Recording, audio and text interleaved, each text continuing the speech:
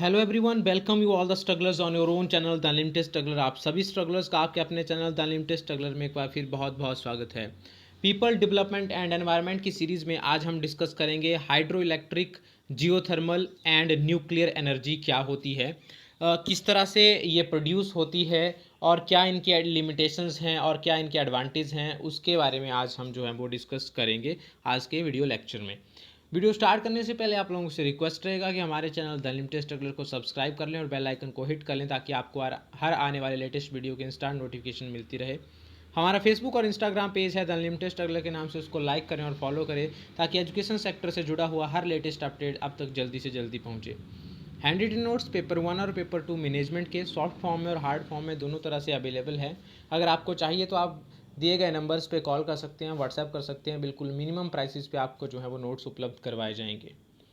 सबसे पहले आज हम डिस्कस करेंगे हाइड्रो इलेक्ट्रिक पावर क्या होता है। देखिए, हाइड्रो इलेक्ट्रिकल पावर एक बहुत अच्छा सोर्स है एनर्जी का, और ये जो एनर्जी गेन की जाती है, प्रोड्यूस की जाती है, वो की जाती है पानी से। देखिए, पानी कैसे एनर्जी यहाँ क्रिएट करता है। पानी को स्टोर कर किया जाता है बड़े बड़े डैम्स में, बांध बनाए जाते हैं नदियों पर, और उन बांधों में जो पानी स्टोर किया जाता है वहाँ से फिर एक बड़ा जो पानी है पानी का प्रेशर छोड़ा जाता है, और उस प्रेशर का यूज़ किया जाता है टरबाइन्स को घुमाने के लिए। फिर टरबाइन को घुमा कर के एनर्जी प्रोड्यूस होती है with the help of another devices, जो वहाँ पे मैकेनिज्म यूज़ होता है उसके द्वारा। और एक बहुत बड़ा सोर्स है हाइड्रो इलेक्ट्रिकल पावर जो है वो इलेक्ट्रिसिटी का। जो यहाँ एनर्जी प्रोड्यूस होती है उसका लिए जो मेन रिक्वायरमेंट रहती है, ये टोटल रेनफॉल के ऊपर डिपेंड करता है, और जो ग्लेशियर्स पिघलते हैं उनसे पानी जो है नदियों नालों में आता है और वो जाकर के डैम्स में स्टोर होता है। तो उसी के ऊपर सारा जो है वो डिपेंडेंसी रहती है इस सोर्स ऑफ एनर्जी में। और इसमें काफ़ी इन्वेस्टमेंट होता है डैम्स कंस्ट्रक्शन के लिए, और इलेक्ट्रिसिटी की कॉस्ट जो है वो पर यूनिट कॉस्ट बड़ी लो रहती है हालांकि, और डैम्स बनाने के लिए काफ़ी ज़्यादा खर्चा आता है, काफ़ी ज़्यादा टाइम जो है वो लगता है। दूसरा हम डिस्कस करेंगे आज जियोथर्मल एनर्जी क्या होता है। देखिए, जियोथर्मल एनर्जी, जियो का मतलब होता है धरती, या हम कह सकते हैं जो भूगर्भ है धरती के अंदर, वहाँ पे जो एनर्जी है। जैसे जैसे हम जो ऊपरी परत है धरती की उससे नीचे की ओर जाएंगे तो टेम्परेचर जो है वो न्यूक्लियस तक जाते जाते जो है वो बहुत ज़्यादा हाई हो जाता है। तो अंदर जो है धरती के अंदर जो है काफ़ी उथल पुथल रहती है, बहुत सारे रिएक्शंस होते हैं, काफ़ी चीज़ें घटनाएं घटित होती रहती हैं। उससे जो है वो एनर्जी एक प्रोड्यूस होती है जिसको हम जियोथर्मल एनर्जी कहते हैं। और वो एनर्जी जो है वो बाहर प्रोड्यूस होती है, और उस एनर्जी का यूज़ जब हम करते हैं इलेक्ट्रिसिटी प्रोड्यूस करने के लिए या दूसरी एनर्जी की रिक्वायरमेंट्स को फुलफिल करने के लिए, उसको हम जियोथर्मल सोर्स ऑफ एनर्जी जो है वो कहते हैं। और ये एनर्जी का सोर्स जो है one of the biggest source है एनर्जी का। बहुत सारी जगहों पे इसका हम यूज़ करते हैं इलेक्ट्रिसिटी प्रोड्यूस करने के लिए, घरों में जो कि यूज़ होती है, और हीट प्रोड्यूशन करने के लिए जो है जियोथर्मल एनर्जी का यूज़ किया जाता है। अब बात करते हैं बायोमास क्या होता है जी।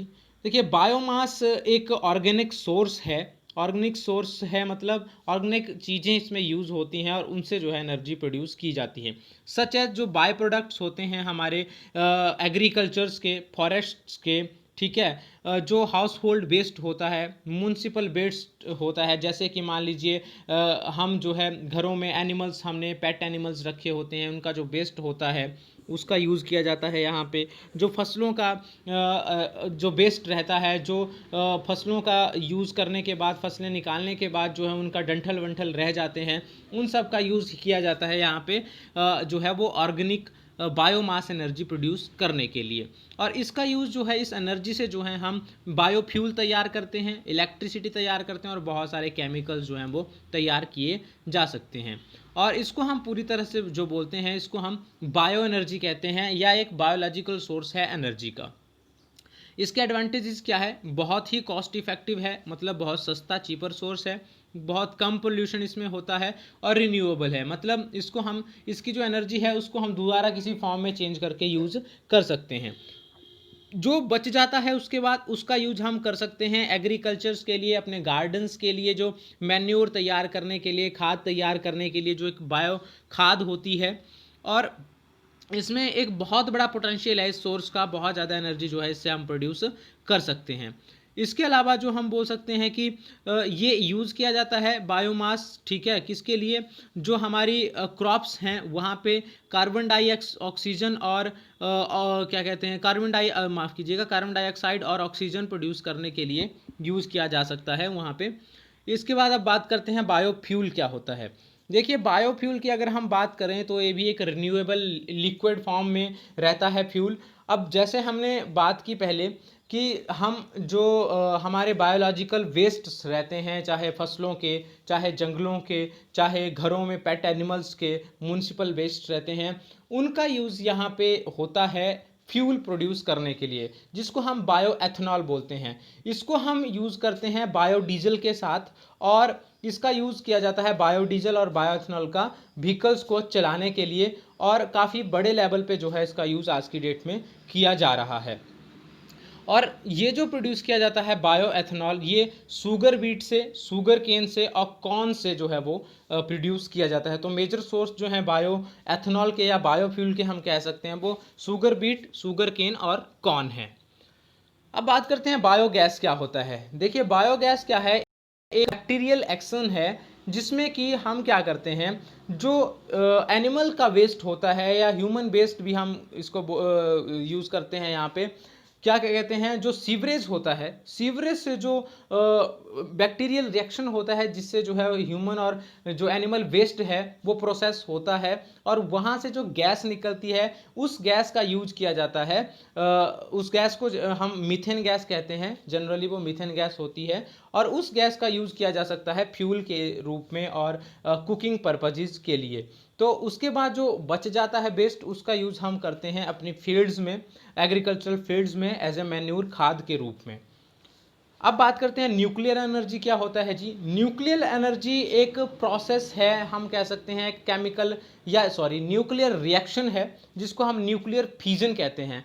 न्यूक्लियर फ्यूजन में क्या होता है, एक बहुत दो एलिमेंट होते हैं, ऐसे एलिमेंट जैसे कि यूरेनियम, प्लूटोनियम और थोरियम। इन एलिमेंट्स को हम, इनके जो दो न्यूक्लियस हैं, क्या कहते हैं, एक न्यूक्लियस दो भागों में टूटता है, उसके दो न्यूक्लियस बनते हैं, और उससे जो है इस प्रोसेस को हम न्यूक्लियर फ्यूजन कहते हैं। और इस प्रोसेस में काफ़ी ज़्यादा एनर्जी जो है वो प्रोड्यूस होती है, काफ़ी ज़्यादा हीट जनरेट होती है, और उस हीट को कंट्रोल करने के लिए हम क्या करते हैं, कार्बन डाइऑक्साइड जो है वो छोड़ते हैं। अच्छा, अब कार्बन डाइऑक्साइड जब छोड़ी जाती है तो वो हीट के साथ प्रोसेस होती है, और उससे जो है वो स्टीम बनता है। अब उस स्टीम जो बनेगा उसका यूज करते हैं फिर हम टरबाइन्स को घुमाने के लिए, और टरबाइन को घुमा करके हम जो है वो एनर्जी प्रोड्यूस करते हैं। सबसे ज़्यादा एडवांटेज क्या है न्यूक्लियर एनर्जी की, कि ये बहुत कॉस्ट इफेक्टिव है कंपेरेटिवली टू कोल एनर्जी की अपेक्षा इसमें कम खर्च जो है वो आता है। और दूसरी बात ये है कि इसमें बहुत ज़्यादा हमें जो है वो it does not use as much fuel in the process. इसको करने के लिए, प्रोसेस करने के लिए हमें ज़्यादा ईंधन की आवश्यकता नहीं होती है इस प्रोसेस को कंप्लीट करने के लिए। और इसके बाद बात करें अगर, इसमें जो है वेस्टेज जो है कम होती है, वेस्ट प्रोडक्शन कम होती है, जो बाद में बच जाता है चीज़ें, ठीक है। और ये कार्बन डाइऑक्साइड और स्मोक भी प्रोड्यूस नहीं करता है। और कहते हैं कि इसमें न्यूक्लियर पावर स्टेशन जो रहते हैं हमारे, वहाँ पे वो बहुत छोटे होते हैं as compared to thermal power stations, और कम ही खर्चा उसमें आता है। अगर लिमिटेशंस की बात करें न्यूक्लियर एनर्जी की, तो न्यूक्लियर एनर्जी में सबसे ज़्यादा खतरा रहता है रेडिएशंस का, और रेडिएशंस बहुत ज़्यादा डेंजर होती है ह्यूमन बीइंग के लिए एज वेल एज एनिमल्स के लिए। बहुत सारे प्रॉब्लम्स जो हैं वो, बहुत सारी बीमारियां जो है रेडिएशंस क्रिएट करती है। स्टोरेज बहुत मुश्किल है न्यूक्लियर एनर्जी की, और अगर हम स्टोर करते भी हैं, ठीक है, इसके वेस्ट को, ठीक है, जो इसका वेस्ट रहता है, तो उससे भी फर्दर रेडिएशन जनरेट होने की प्रॉब्लम्स जो है वो रहती है। और जो मिनरल्स होते हैं, आसपास की जो सराउंडिंग होती है वो रेडियो एक्टिव हो जाती है, और उससे बहुत ज़्यादा नुकसान जो है वो होने की संभावना रहती है। इसके अलावा प्लांट जो लगता है न्यूक्लियर प्लांट, उसमें कैपिटल इन्वेस्टमेंट काफ़ी ज़्यादा चाहिए और एडवांस टेक्नोलॉजी की रिक्वायरमेंट रहती है। तो ये था जी आज के लेक्चर में। आई होप आपको वीडियो पसंद आया होगा। Thanks for listening, thanks for watching. Like करें, कमेंट करें, शेयर करें और सब्सक्राइब करें द लिमिटेड स्ट्रगलर को। Thank you, thanks a lot.